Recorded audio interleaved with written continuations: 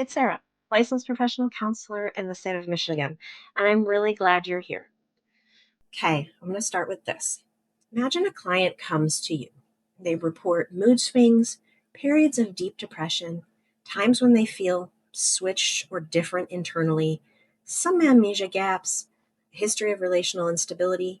The clinician leans towards bipolar disorder or borderline personality disorder, and perhaps misses the signs of dissociative identities or dissociation altogether. This happens far too often.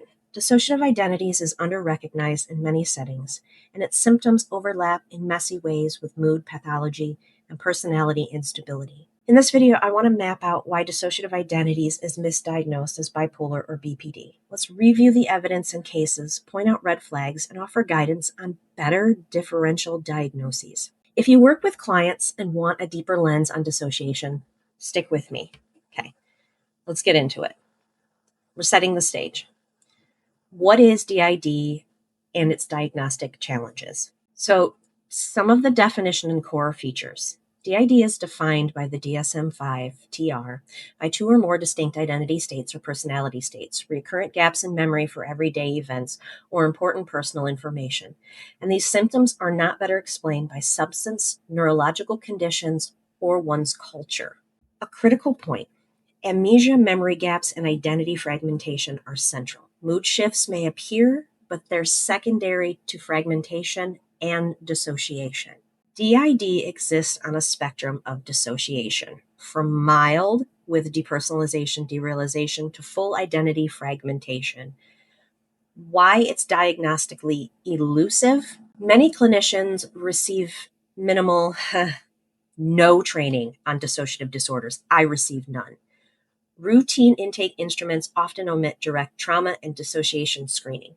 Persons with dissociative identities often accumulate other diagnoses first, like depression, anxiety, PTSD, borderline traits, before the dissociative pieces become visible. A classic statistic in McLean Hospital's summary, patients with dissociative identities had been in mental health care for an average of 6.8 years and received 3 other diagnoses prior to a correct dissociative diagnosis. McLean Hospital. The literature confirms that misdiagnoses like schizophrenia, bipolar, BPD, major depression are very common in dissociative identities. Because of that, DID is a hidden diagnosis in many settings. This does not make it rare. This means it's not being seen. Overlapping symptoms, domains, and why misdiagnosis happens is why it seems rare or elusive. Here's where the confusion often emerges. Let's compare and contrast symptom overlap, but also clinical distinctions. Mood variability and affect dysregulation. Those with dissociative identities often demonstrate rapid mood shifts within hours or even minutes. These may reflect switching among parts who carry different affective tones, some melancholic, some reactive, some more elevated. Bipolar mood shifts are episodic. They last days to weeks and represent more global shifts in mood basin rather than intra-system shifts. Because dissociative identity systems may present internal oscillations, a clinician seeing only the external effect may interpret that as rapid cycling bipolar 2 or mood liability akin to BPD.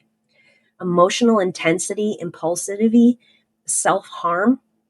BPD is classically associated with emotional instability, impulse behaviors, self-harm, and relational turbulence. Some of those with dissociative identities may show overlapping features, particularly in systems with strong borderline traits. But in dissociative identities, self-harm or impulsivity may be tied to specific parts that handle pain, or protector parts. The pattern is more heterogeneous internally, less consistent across selves. BPD tends to manifest stable patterns of relational instability, fear of abandonment, dichotomous thinking, across time and situations, whereas dissociative identities disruptions may appear more episodic, depending on which part is fronting. We talk about memory gaps, identity confusion, dissociative symptoms. It involves discontinuous memory. forgetting not just for traumatic events, but sometimes for mundane daily acts. That is generally not a core feature of bipolar or BPD. Identity confusion in DID can involve internal voices, internal parts, internal communication, internal system structure, phenomena that BPD or bipolar do not typically include. Auditory experiences, like voices and dissociative identities, are often internal communications. They differ phenomenologically from psychotic voices, but if a clinician is not sensitized, they may misinterpret voices, internal parts, as psychosis or mood disorder symptoms. Temporal pattern and course. Bipolar has a more predictable episodic course: mania, hypomania, depression. DID clients may have nested episodes, meaning mood shifts coexist with dissociative shifts. A mood swing might actually reflect a switch to a different internal state, a different part, with its own baseline mood. Some parts may be more depressed than others, some more reactive.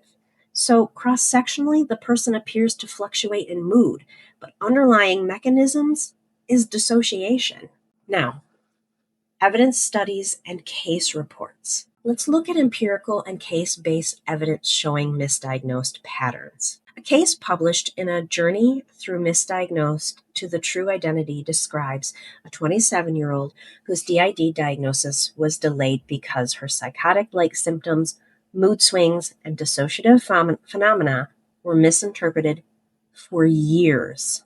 In many such cases, initial diagnoses like bipolar or schizoaffective are made before the clinician teases out dissociation and fragmentation. Other disorders, trauma-related misdiagnoses, that happens too. A clinical dissociation resource notes that most common misdiagnoses for DID include bipolar disorder, especially bipolar 2, rapid cycling, schizophrenia, and BPD. Trauma dissociation is different. It emphasizes that in DID, mood swings are usually too rapid and tied to switching, while in bipolar, they follow a more sustained pattern. There's screening tool problems. A study from Rhode Island Hospital demonstrated that mood disorder questionnaire, the MDQ, a common bipolar screening tool, can incorrectly flag bipolar in patients who actually meet BPD criteria. In their sample, many who screened positively on the MDQ were later diagnosed with BPD through structured interview. BPD was 4 times more common in that positive group than bipolar. This signals how screening tools used indiscriminately can amplify misdiagnosed risk by overemphasizing mood features without a deeper context. BPD, bipolar overlap in literature as well. The diagnostic boundary between BPD and bipolar 2 is complex. In a Frontier Psychiatric article, research argues that personality traits like neuroticism, extroversion may help profile differences beyond categorical labels. It is vital to take your time and understand what is going on in the person that is in front of you. Do not immediately step to bipolar or BPD. Take time, assess, listen, hold your boundaries, seek to understand. It is vital that we as clinicians are able to better understand that dissociation is a natural phenomena and that it happens in the everyday population. And we need to ask with those who are in front of us, what exactly are we seeing and what is the level of dissociative experience?